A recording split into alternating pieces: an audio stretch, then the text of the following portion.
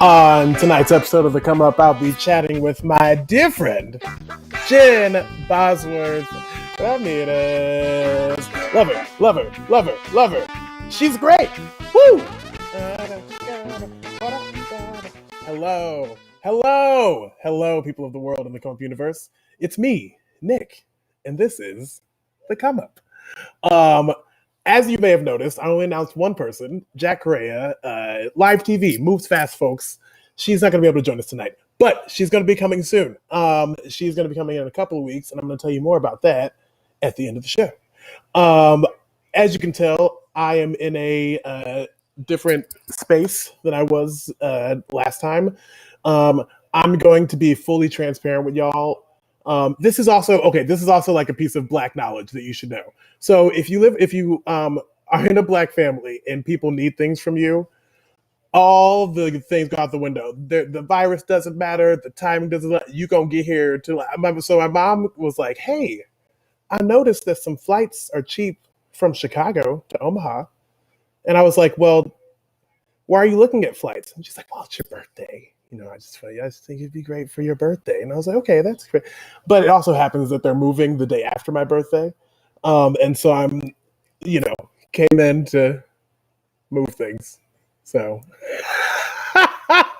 I got on a plane and it was horrifying. But here's what I'll say. I'm actually happy I did it because it showed me that the world isn't as terrifying as as we may think it is right now.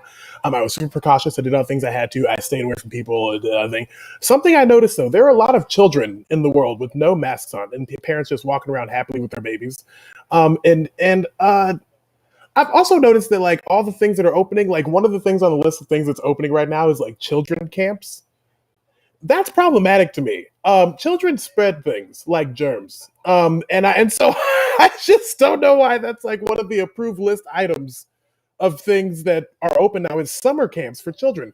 I think that we all know that there are a lot of capitalistic purposes behind the reopening of things anyway. But children's camps, like I can guarantee you that those people, they're probably happy to have their jobs back because income, but I'm sure they're not super excited to be running around with kids all day. And you want to think those kids gonna keep their mask on? Karen won't even keep her mask on in Ross. So like, do you really think that these children are gonna keep? It's just crazy.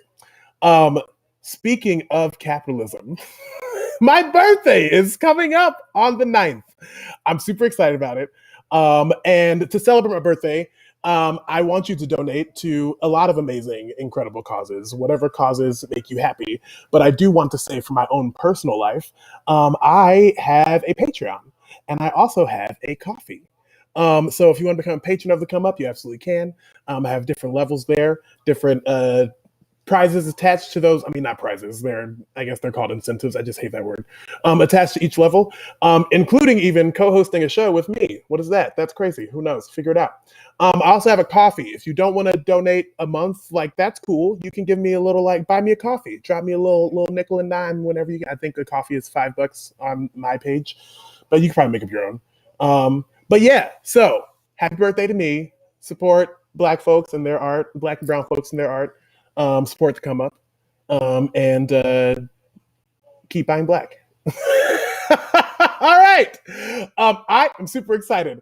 My friend Jen Bosworth-Ramirez is here. She just traveled from Chicago to LA in the middle of a pandemic.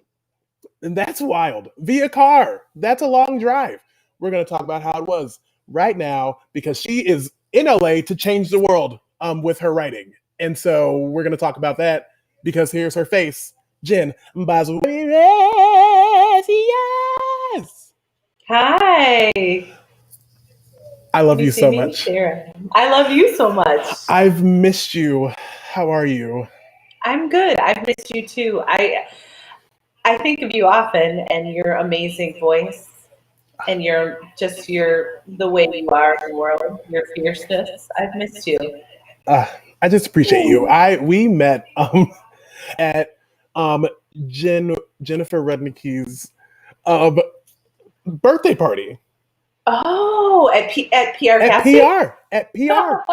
We sat in, we were sitting in the room and Oh we just yeah. talked. We just talked. Like, I was like, Jen, I know it's your birthday, but this Jen's killing it. Like, I'm having a great time talking.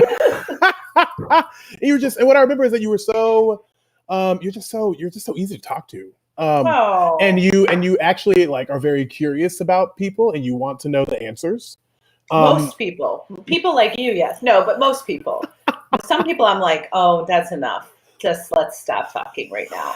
But I could tell you were one of those people that I was really interested in and wanted to know about you and who you were and what you were up to. well, that's kind. Listen, Yeah, I don't even know what I'm up to most days. me So, neither. But all right. um, how has your life been in LA? It's been, how long have you been there? A month and a day. two So days, a month and 2 days. you moved in the midst of a pandemic into the Yeah. resurgence of the race war. Yes, yes, we did. It was quite something. I mean, it was just so intense, and but I have to say, there is something about personal trauma that is, for me, it was really interesting to see the what was going on in the world in terms of what was happening with protesting and with, because it put my personal trauma in perspective. I was like, this is not a real, I mean, I'm not Mm, saying that it's not crazy to travel in a pandemic and move your life. That's whatever. But it's not the same as being murdered for the color of your skin. right. And that it really put perspective, it gave me perspective. And I was like, get it together, Jen. Like, this is traumatic, but also there's something very important happening that is trumps this. Really, Mhm. I hate that word, but you know I what I'm know, saying. right? It's I such a know good word, though. it is. I used it so much before 2016. Yeah, it just came out of my mouth, and I was like, ugh, I like threw up a little bit. But so it was Miles. I have a husband. He's a nice guy, and we traveled, and we were like, okay, we can do this. We can do this. Like, we're doing this. I'm gonna change. I'm doing it to live my dream. I'm gonna change Hollywood for people and for myself. And here I come. And then we got here, and it was like, what is happening? What is happening? And there was so much happening. Mhm. So And much. and in Los Angeles, we're about a mile and a half from downtown, and they love. Well, the police love helicopters, right? Mhm. That's their thing here. And so there was just nonstop helicopters and nonstop sirens and stuff like that. And I was like, oh my gosh. But I knew it was bigger than me. It was more important than me, and who cared? And I was able to really sort of get it together and be like, "How can I help?" Mhm. That's where I went to. I was like, "Yeah, this is real. This is real weird, but how can I help?" And I think that's essential for allies of Black folks, is to say, "How can I help? What do I need to do to help?" Because that's what I need to be doing. Yeah, yeah. Well, and I think it was such a unifying moment for a lot of us in some ways. To be like, oh, like one, oh, we're all in this pandemic thing at the same time, and then to be like, ooh, like something crazy just happened that we see often, but for there was something about this reverberation that shook folks a little harder. Right. Um, and I'm coming to a place where I'm able to accept that that's okay and that like welcome people to the party and not be upset that they're arriving right now. I'm working on it. Thank you, Derek Vatter, for trying to teach me that lesson. But it's a struggle because I'm like, like, well, like I've been screaming for years, y'all. Like, what's happening? But I like you said, is this unifying moment. Everyone's in this thing together, and it puts everything in perspective. And I also think that when we like, how can I help? And it's not even just like as a Black ally. I think that like these problems affect all of us. And I think that it's the color of folks' skin has been used to make it seem like it's a us versus them problem, which is conspiracy theory Nick, why they really got MLK because he was about to change the narrative. Um, but Oh yeah, you should talk to my husband about. Oh, there's a whole, yeah. Yes, yes. Because the real fear is the people rising together, right? It's the fact that there are so many more of us, and that if we all know that we're not, it's not about like my fight and folks helping. It's like we're all in this fight together.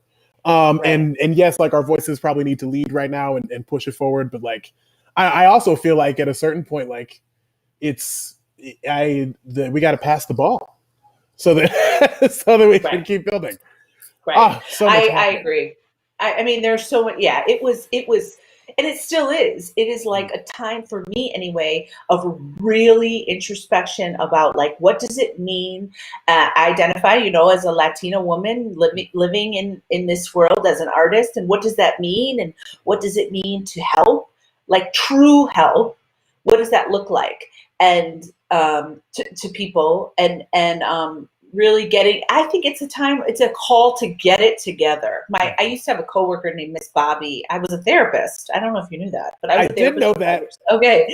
For 5 years. And I worked with this woman, and her name was Miss Bobby. And she would say to our clients who were drug addicts in the halfway house and the detox, she would say, get it together. Like, get it together. Like, and she would say to the clients, but I also started saying it, to myself, like, get it together, like let's get it together. Because I think for me anyway, there was this pull to sort of be like, oh no, this is scary. I'm really scared in terms of what's happening to the world. I'm scared. Okay, get it together. I think I'm the daughter of an immigrant, and she was from South America, and she it was like no time sort of to wallow for her in stuff, and she was just like, what can you do? What's the next right thing to do? What's the next right thing to do? And go into sort of that mode, which I think helped me in this move. But it's weird not to be in Chicago. What's happening there? Is it still I mean, Chicago over there? it's still Chicago. I've gotten a little disappointed in Chicago in its COVID response in the last like few weeks. I was just so proud at the beginning. I was like, yes. I was like, come on, y'all, close it down. This Yeah. is great. Then they laid out the Yeah. phases. I was like, oh, those phases are going to take so long. And I was like, we are not in phase 4. I was like, I'm sorry, y'all. Like, there is no world in which we are actually in phase 4. And now there are lines in Wrigleyville again. And I'm like, it's horrifying. What? Yes, it's bad. I heard, I heard what you said about the summer camps. I'm like, what? What are you talking about? Those are like one of the things on the approved list of like, because it's like restaurants with patios. Well, I mean, Chicago just opened restaurants indoors again on Saturday. Yeah, they opened it here, and now they're shut it down again because our numbers were surging. Shut it down. Just leave it shut. I don't get it. I was gonna say I get it, but I don't get it. I just feel like it's all about keeping these businesses It's money. open. It's capitalism. And like getting you said, it's getting money into the pocket of the government, and it's gross. It's gross that we are being used in that way. It is really gross. So you flew. So you're not in Chicago. I'm not in Chicago. I'm in Omaha. I was transparent. How is Omaha? What's going on there? So here's what's like weird about Omaha. It's almost like nice to be in Omaha because everything is already spread out, and like you aren't on top of people, and like everyone has a car, and so like you can easily sanitize and wear gloves and like do the thing. Yeah. But also like no one cares. It's like there's nothing happening. That is crazy. Like people are just like, "Hey, how you doing? What's going on? Right. Nothing much." So okay. I went to the pedestrian bridge, the Bob Carey pedestrian bridge, which I'm still mad about the troll under the pedestrian bridge. I'm just gonna say, like, if that's where the tax dollars are going and not fixing the streets in North Omaha, Gene, I'm upset. Anyway, so I went to the pedestrian bridge and I was like, this will be great. Like, it's open space. It's a bridge. I can just walk. There were so many people outside and so many children like playing at the fountain and like people walking in groups and like I was like, this is terrifying. I was like, why are you all so close to each other? It's unbelievable. Here, I did the same thing. I thought, oh, I'll go on this trail, right? It's a trail. It's by Dodger Stadium. I went at 7 a.m. There's like a million people and their dogs, and the dogs are off leash. I'm like, oh, no. This is not going to work for me. Like, and people are like, good morning, no mask, just spitting good morning at me. And I'm like, okay, turn it around, roll it up, out of here. It's like, I don't understand. I have a friend who I love dearly. And she's the kind of person that will yell at people. She'll be like, wow, nail in your coffin. You're not wearing a mask. You're going to die. And I'm like, I understand. She's like, you're going to die. You're going to die. You're going to die. I'm like, okay. But I get it. It's sort of like we're pretending. And I think it's this need to feel in control. We have no leadership. So we're like, no official leadership. Yeah, I've been saying the whole time, like, there's no parent at home. There's nobody at home to be like, right. If Home Dog Obama was here, which, like, don't come for me and tell me that Obama wasn't great. I get it. He's a politician. We know. Right. But what he did do is he made you feel calm about it. He was someone that you wanted to play basketball with. I don't even play basketball. Like, yeah, me neither. He was I don't even know what sports ball is, and I would want to play. But yeah, I think that we have we are leaderless in so many ways, and so it's like that. Finally, the kids are going to just be like, "Well, I'm going to just eat the Pop-Tarts out of the bag because no one's here to watch me." I mean, I would, So it's like we're in this really strange, scary place of like no one knows what's happening, and we have no parent. Yeah, we're parentless, and I just makes me want to stay inside forever and ever. Oh yeah, absolutely. But then it's like, can we do that forever and ever, Nick? Like, what is going to, and nobody knows, and you're a lot younger than I am, but like this, I've never seen anything like this in terms of what is going on in terms in this country in so many ways, and there's young people that I had students. I was teaching at DePaul at the theater school. It's a whole nother Oprah, but I was at DePaul teaching, and they were like, well, is this, because a lot of them, I don't think were you born in 9/11? Yeah. No. Oh, okay. I'm shocked. I don't know how old everyone is. That was 2001. Oh. Well, you're young. I don't know. So these kids were like, was this what it was like in 2011 at 9/11? I'm like, no, this is not what it was like. We have an unseen enemy in terms of the virus and no leadership, and it's also not a fixed amount of time. Like this is going to go on for a long time anyway. So I'm doing all right. I mean, what the heck? I'm writing. That's good. That's great. I'm really writing. I can't there. I don't know if you feel like this, but I was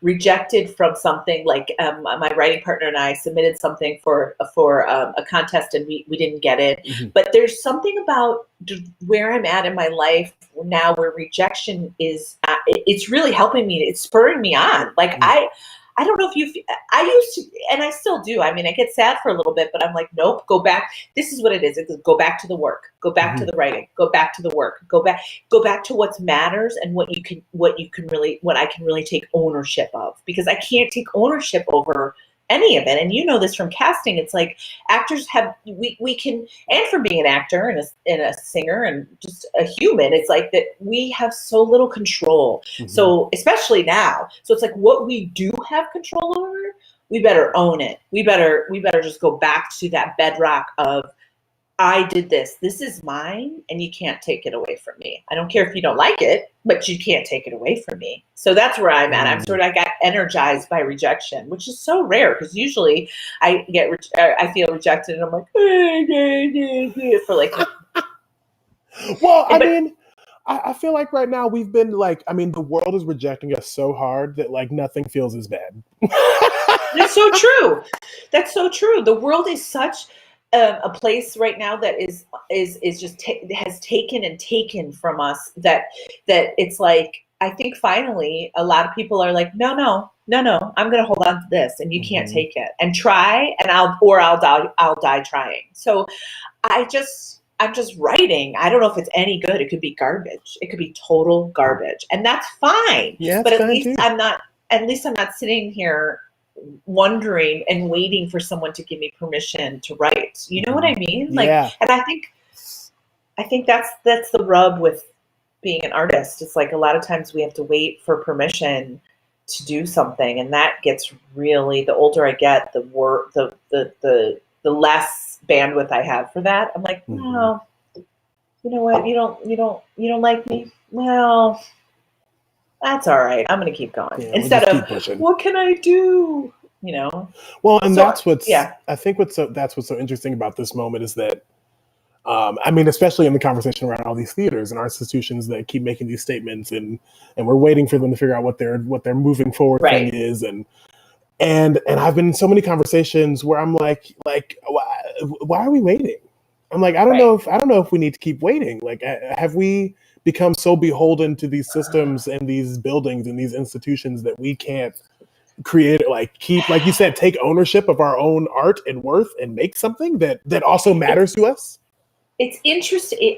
Yes. And why are we waiting? And I also know from like an outside point of view in terms of theater, like I stopped doing theater mostly because it started petrifying me. I started getting like stage fright, and I also saw the thing that what we were being asked to do by theaters was ridiculous in terms of how much to get, what we give and what we got back, and it just stopped making sense to me. But watching from afar, I'm like, my dad used to say, sometimes you just have to kill monsters. So, which sometimes you have to start over. Like sometimes you have to burn it down and start.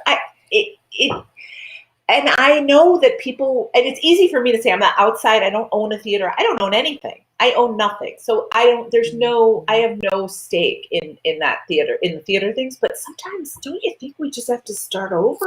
I do. And I think it's fine to, what's been so interesting in a lot of the conversations I'm having is that there's this big resistance to just accept that something may be wrong. When it's like, well, if people are talking about it, there's definitely something wrong. I'm like, that's like we don't even have to dig too deep to find the wrong. If people are like, there's something wrong, and then something's wrong. And believe people when they say something's wrong. So the other thing is having massive investigations about allegations. Now, I understand you can get into trouble if you jump to conclusions, but if I just believe people, if they say, oh, I was treated really horribly, at this place, I believe them. I'm like, oh, that's terrible, and that needs to change. Rather than, well, whenever you get into, well, what was she wearing? That's that whole thing, And I don't buy that. I don't trust that. I believe people when they say that an institution or a company or something. I believe them. Yeah. Well, that's the other thing is that like it's almost as if they don't think that we talk to each other.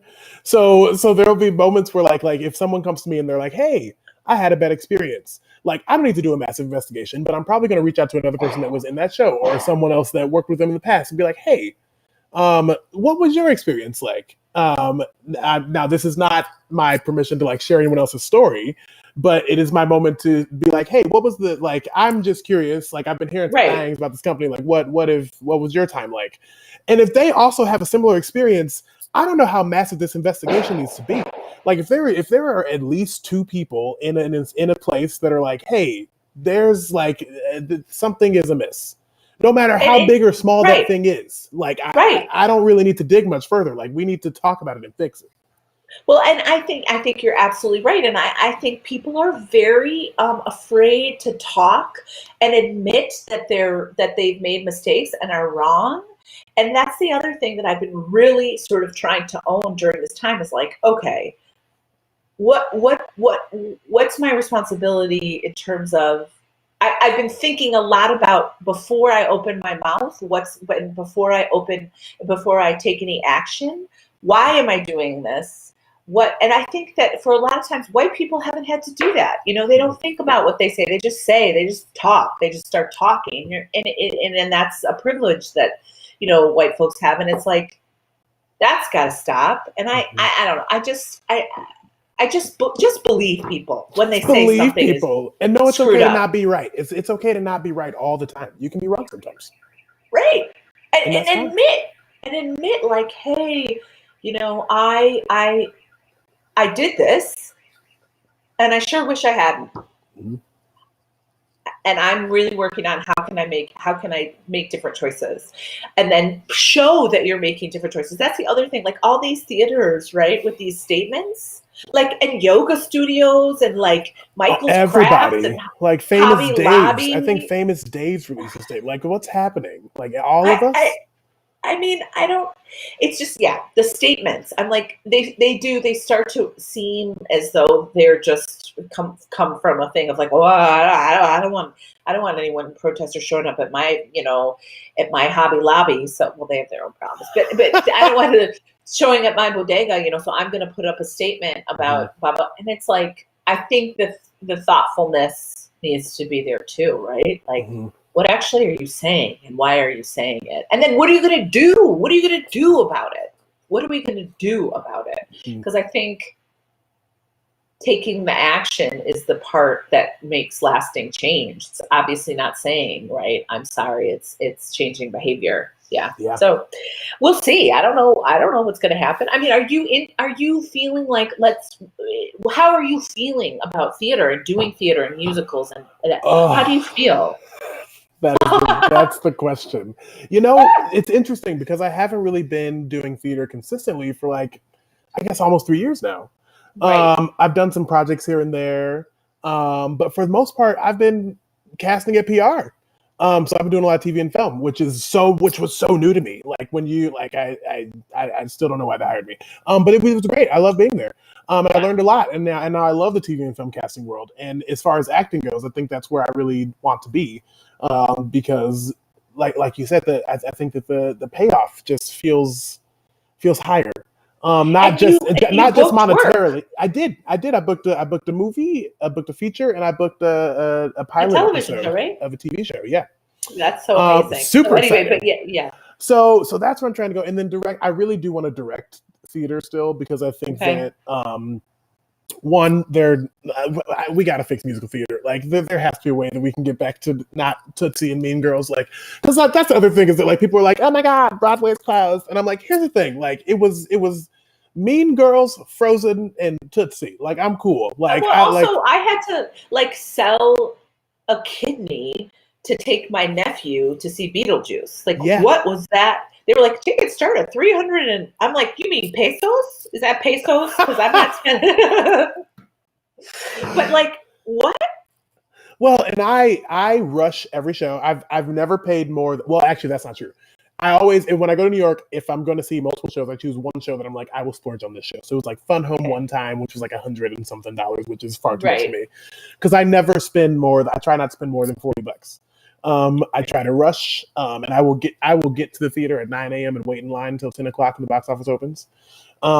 Today Ticks used to be cheap. It's not so much anymore. But there are ways to get around it, but it's hard. Like you have to play the game. Like I was in New York, I used to like print out the whole playbill, like what's the full schedule of the week. And then I would map out what I was going to do that week. Yeah. That's insane. Because when you're deciding to do that, if you're not going to spend an arm and a leg, you have to get to the theater on time and get a rush ticket. Right. You have to get into the TKTS line. Like you have to know what days they might have discounts. I am too old for that. I was like, all right, this is going to be your Christmas and Thanksgiving and birthday and everything present. Here we go. And Don't ask me for nothing for a year. Nothing for a year. And it was good, but I mean, what's your favorite? I know your musical, the one that you'd be perfect in, is the one that you love. What is it called? Ragtime? No. In the round. Oh, it's one that you really wanted to be in. Ragtime. I want to be in so many shows. Oh. In the Come From Away? No, that's a great show. No, anyway, it's one that we had talked about. But anyway, I'm sure we have. Oh, it's okay. I'll remember it. Well, I have a problem with circle. Something about a circle. Something about a circle. Oh my God, A Strange Loop. A Strange Loop. Yes, A Strange Loop. That show was written for me. I'm just gonna say it here on the come up. Put it out there. Yeah, I love that show. I think I'm a firm believer of when that happens, put it out there, and if you want it, if there still is the theater, it's going to be yours. So anyway, you would like to direct, but you would also like to be in certain musicals. Love to be in a Strange Loop.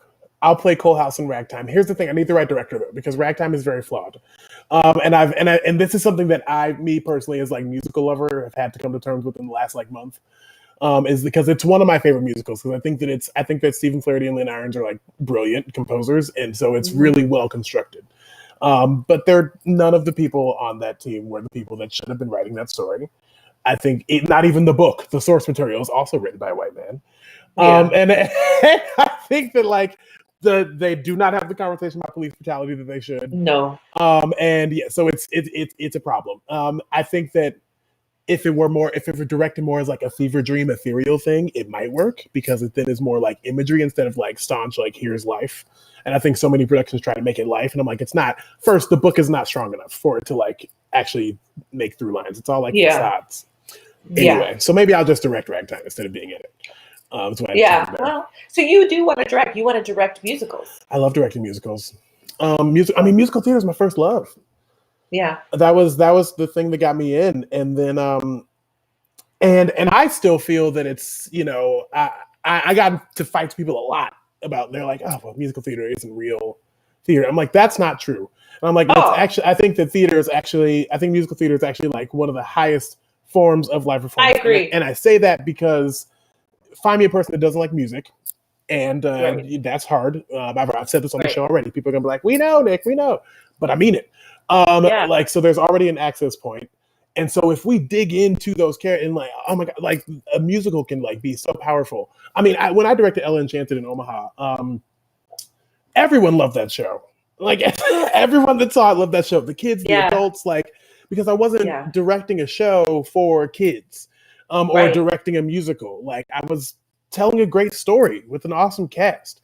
And I feel like that's the part, like, inside of the spectacle, inside of the talent, inside of the long notes, and like, there's a story that we need to make sure that we're uplifting and like and honoring at every side. And that is, I miss that in musical theater. So I need to get into these rooms. Wow, maybe you could direct musical movies, maybe wouldn't that be great? Okay, did you see La La Land? Yeah. I'm about to make a controversial statement. Okay, what is your statement? I enjoyed it a lot. Here's the thing. The film did what it was supposed to do. It was a beautiful movie. It was stunning. It was pretty. Stunning. Yeah. The music, not amazing, but serviceable. Yeah. The choreography was not stunning, but the production value was high and it was cool. Yes. I had a good time watching that movie. I was like, that was a fun movie to watch. Like, did it move any needles forward? Of course not. Like, no. But it also didn't win any awards that said it did. Right. Oh, and that mistake, I will never get over that situation. Like, how did that even happen? The Moonlight situation? Yeah. I don't know, but it's one of those things that everyone will remember in the entertainment industry will remember. And it was so weird. It was so weird. Because they bring their whole posses up. Like it's funny. People talk about rappers at the BET Awards because they bring their whole crew up on stage, but that's what happens at the Academy Awards all the time. Yeah. Yeah. And it's just because it's a bunch of, Right. Yeah. And so that they get away with it, and nobody talks about it. Yeah. And believe me, like the people at the Academy Awards, they're just as whatever. People talk about the BET Awards, about the fighting that has gone on. Mm-hmm. The Academy Awards, what do you think? It's the same thing. It's just maybe they just lie about it and don't fight, whatever. It's the same. It's the same thing. So I don't know what's going to happen to theater. I don't know what's going to happen to film and TV either. Are you still what's happening with casting?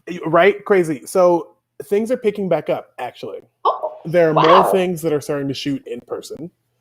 I kind of knew that TV and film be able to come back before theater, just because it's easier to control a set. I think. But yeah, I mean, they've like SAG has worked out all the tiers and everything. The thing that's going to be tricky though, because I'm working on a Black zombie digital series right now that we're not quite sure when we're going to start shooting, but working on casting right now just to like be ready when we can.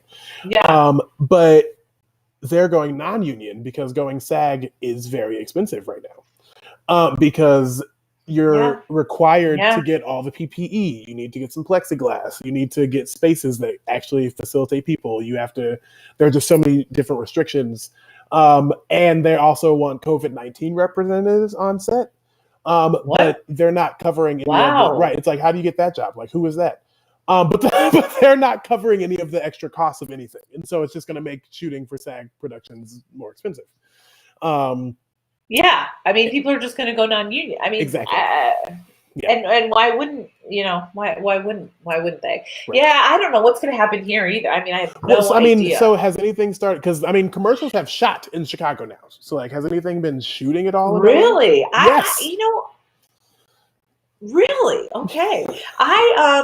I don't know what's happening. I think that things are shooting. The only things I know that were shooting were things that people were shooting themselves at home. That sounds terrible. Not shooting, filming themselves at home. Filming at home, yeah.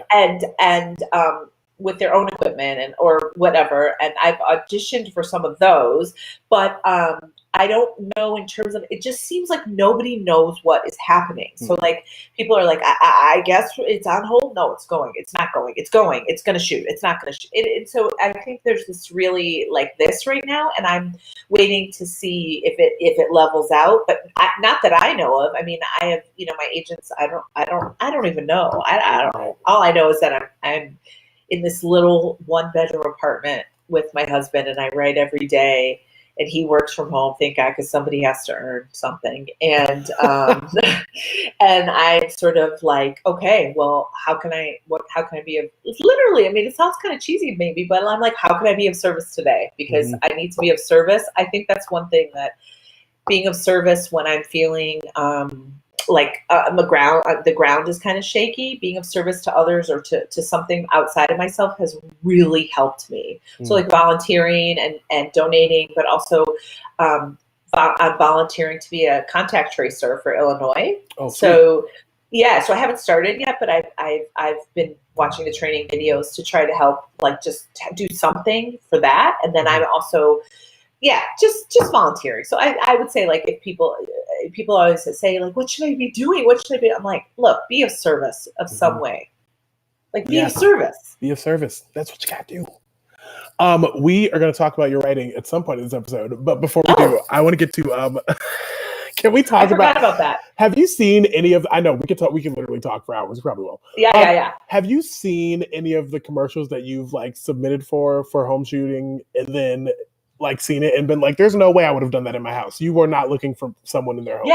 Yeah. So I saw, okay. So there was one I auditioned for that was, some internet company, something. And my audition was so paltry compared to what ended up being. I was like, yeah, there's no way.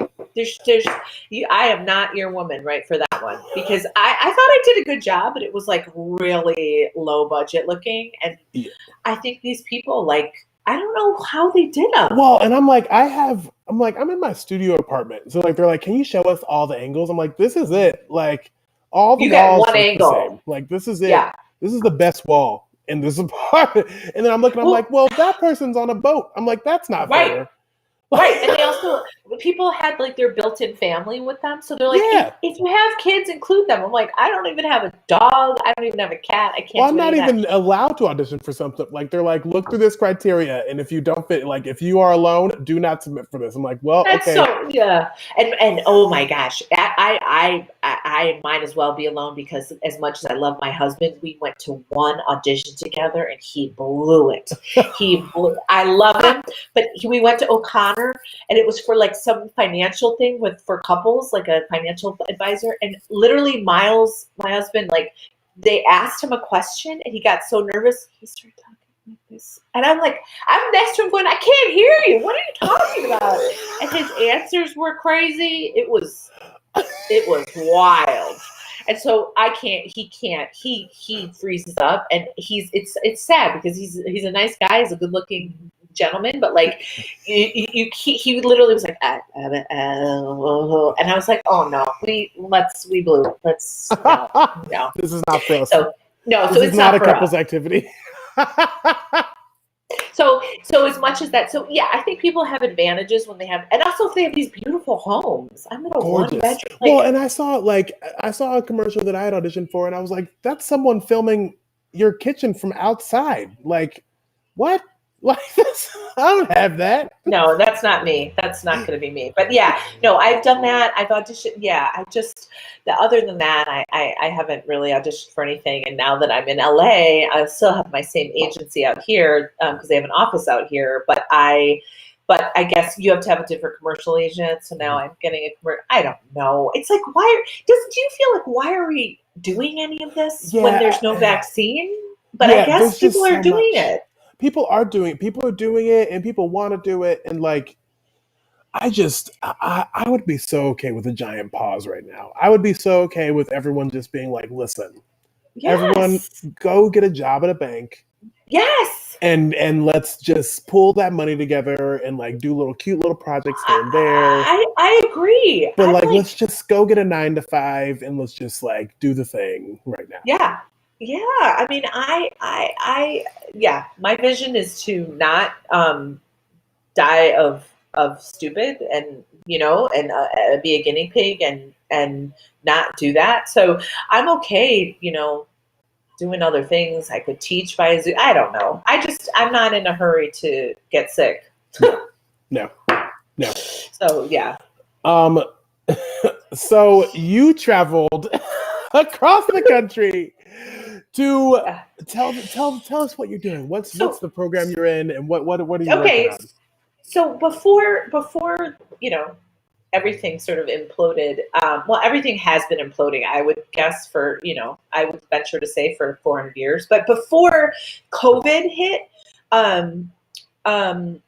I applied for this. I decided that I wanted to change certain things about the entertainment industry. And it's so weird to say that because but I just was like, I don't like this. I don't like how bigger bodies are handled on screen. I don't like how people, brown and black people are handled. I don't like any of this. Mm-hmm. Well, and I thought, well, what the heck can I do to change it? Because I as an actor, there's only so much I can do. Mm-hmm. And then I thought, I need to run something. I need to be in charge of something if this is going to happen. And I was like, well, how the heck do I do that? I mean, I'm not a brilliant, I don't have, what am I? And then I thought, okay. And literally I was like, I need to start writing. I can write. I was like, that's the only thing I can think of to do. So I was like, all right. So I started writing, but I realized that like, I don't know anything about television writing or screenwriting. Nothing. Zero. Like I wrote a solo show that I did. I've written essays. Great. That is not film and TV. That is not that. And so I thought, okay. So I'm writing. I like literally bought a book like how to write a screenplay, and I was like, oh my god, I couldn't even like work final draft right. So I was like, oh, this is. So my screenplay was 300 pages. 300 pages. Yeah. So, wow. So I'm like, okay, I need help. That's a novel. Are you sure you don't just want to write a book? Well, I think, maybe that one is a novel. That was my first attempt. And I was like, okay. So then I thought, well, I think the way to become like a showrunner or something is I have to know how to write first. Mm-hmm. I can't just be like, I'm going to be a showrunner. That's not a job that you can apply for on, Craigslist or whatever. So I started applying for fellowships and programs. And I came across this program. And it's called Stevens College of Screenwriting and Television Writing. It's an MFA program. I'm like, I don't want to go get an MFA. This is crazy. But then I saw that they had a, and it's a long commitment. It's really expensive. And I was like, no, I just am getting my credit back from when I decided to be really cute not to pay my student loans off from last time. Right. I literally was like, I'm not paying them. And then all of a sudden I had no credit. Like literally they were like, your credit's like 200 or something. So, okay. So I was like, no. But then they said there's a scholarship program for women over 45 to this program. And I was like, let me apply. So I had filled out, and this was all before COVID happened. And I applied, and then everything, all hell broke loose. And then I got a phone call that I got a phone call that I got it. And I got the scholarship. And I was like, wait, I forgot I even applied for that. And she was like, yeah. She called me. She's like, hi, this is Dr. And I was like, yes. And she was like, yeah, you remember you applied for this program. And I was like, oh, yes. So I said, okay, well, let me just move to Los Angeles. And now, of course, it's on Zoom. So whatever. But here I am. So I could have stayed. But it is a 2-year program, and they're hoping next year will be. But so it's an MFA program where we will meet for a week. And then we get the thing that I'm super interested in is the mentorship. So we get mentors that are showrunners, that are producers, that are writers. And that is really where I'm like super excited, because I think mentorship is super important. And I also knew no one. I knew a couple showrunners, but not well enough to be like, hey, can I, so hopefully. So anyway, we start August 1st, and I'll let you know how it goes. I'm reading and writing for it, and I don't know. I mean, look, I feel like it's the only thing to do is to write and to try to run something if I want to change the way people are shown in film and television. If I don't like that, because I don't get to choose at this point, what I audition for and I could choose, but it's not as though I created the roles. I can't, Sure. So I thought, writing is the way. And I hope it's good. I don't know. Could be terrible. I don't know. But I gotta try. You do. It's not terrible at all. I mean, I just feel like your voice is so great and exciting, and I'm so excited to see what you do write. What are you writing right now, or like what kind of stories are you excited to tell? So I'm a true crime nut, since you and I both know that, but the audience may not. But they probably do if you're on Facebook with me, because all my posts are like true crime related. But I'm a true crime nut, but I'm also very interested in family stories. So I'm writing 2 things. I'm writing a television series with my writing partner. It's like a coming of age story of a little girl in the backdrop of many murders taking place. So she ends up inadvertently helping to solve murders, and she's 8 years old. It's real crazy, but she's amazing. And I'm writing that. Yeah, and that's a television show. And then I'm also writing, adapting a film from a play that my writing partner wrote. And it's a play that hasn't been produced. It's a family. Basically it's a family dark comedy about a father who keeps almost dying. He's like one of these, and I can say that, my parents are both deceased, and there comes a point where you have a parent that is, you have a parent that's chronically ill or has been sick for a while, they almost die all the time, and you're almost like, when are they? And it's not funny, but it is funny. It's sort of beautiful and hard and sweet. Sure. And so it's about a dad that has cirrhosis of the liver that's like always dying. He's always in the hospital, and his 2 daughters. So I'm writing a screenplay, and I'm writing a television series, and other than that, I'm watching weird YouTube videos about true crime. I love it. Reruns. Yeah, I've been watching a ton of ID Discovery shows. Yes. Which ones do you love? Which are your favorites? So on Hulu, they have. Yep. I've pretty much just watched. I've watched through 2 entire series. I didn't mean to, but it happened. They're called. One is called Nightmare Next Door. Yes, love it. I know that show. And then the other, there's a story from Omaha on that. I was like, that's so exciting. Her name was Passionetta, and she was an actor, and she was killed by her landlord in her basement, who she was having an affair with. Oh, man. Okay, so Nightmare Next Door. And I also just finished Deadly Women. I love Deadly Women, but I also I'm confusing it with Snapped.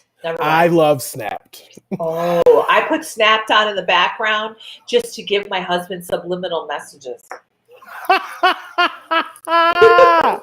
Well, that's the thing about Deadly Women, though, is that, like, Snap is specifically about, like, relationships going wrong.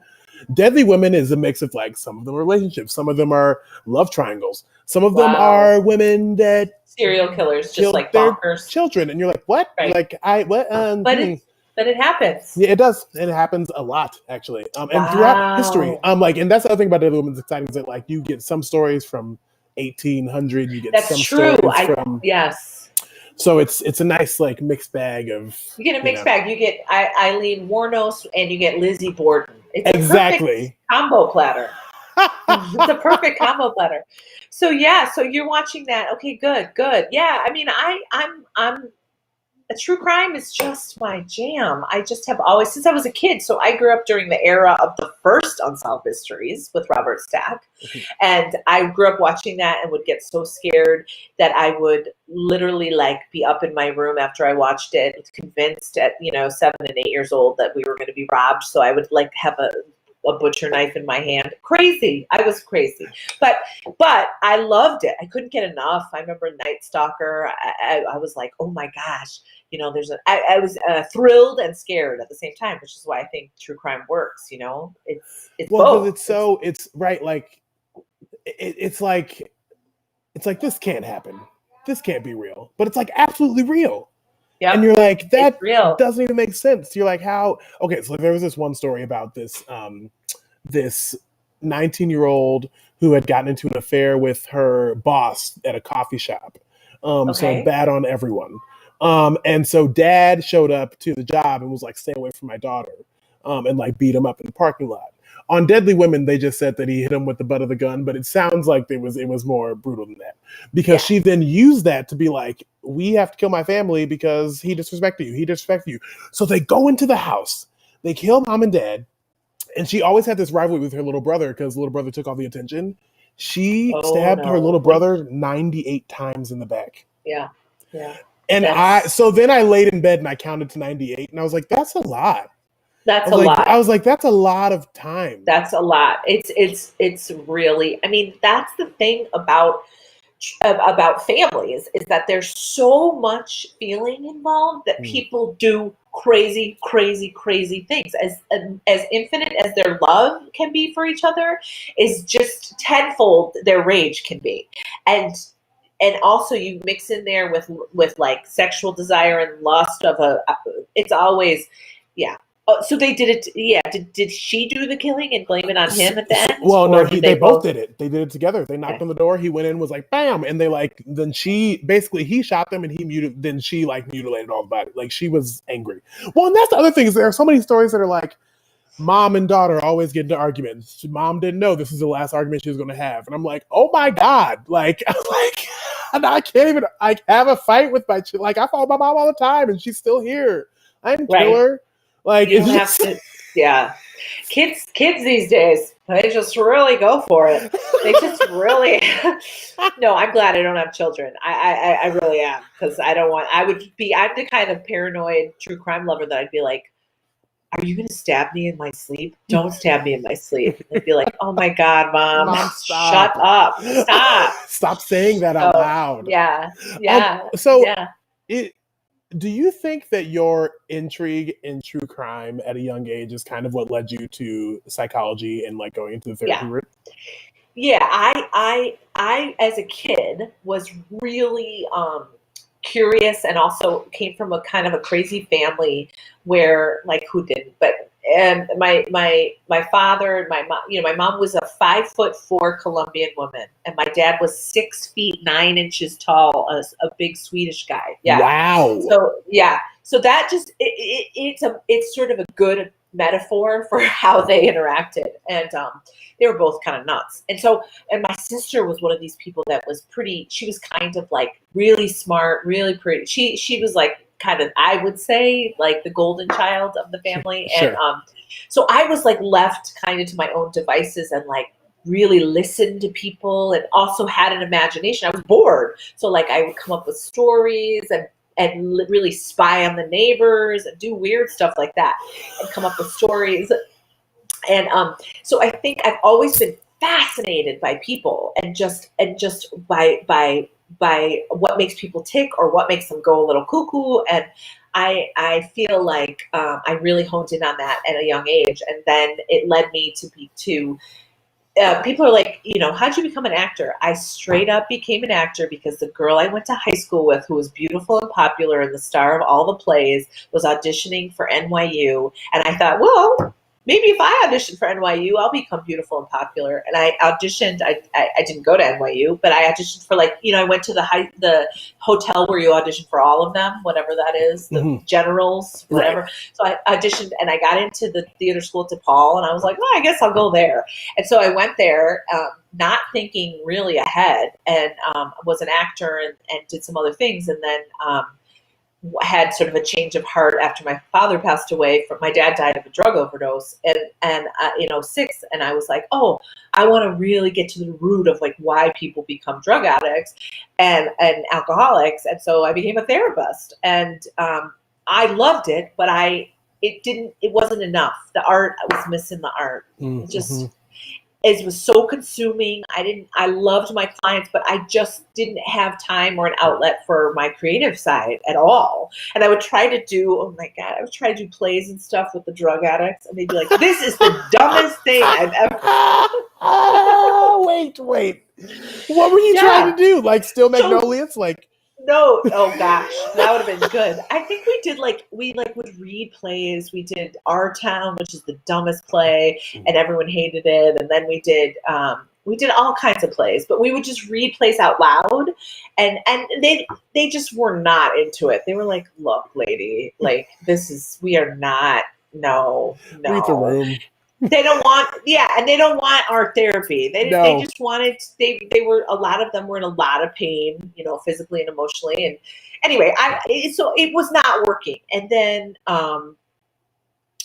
I decided, okay, well, maybe I'm supposed to be an actor and a writer, and then gave it a shot at that. And it kind of worked. But I still would do therapy again. Like, that's the thing about me. Like, I will work anywhere. I don't care. I'm not, if I need, I'll work. Jobs don't, being the daughter of an immigrant, I learned you work when you need to work, where you need to work, when you need to work there. And I've had so many jobs. I just don't, like, if God came down and said, no more acting and writing for you, I'd be sad, but I'd go do something else. I'm one of those types. Like, I'll do something else, but I'll see if I can make a living at writing. That would be great. But like, I'm not one of those people that's like, I don't know. I will do what I need to do to take care of myself and my family. Yeah. That's it. Yeah. Well, and I think, first and foremost, Hannah Montana said, life's what you make it. So let's make it rock.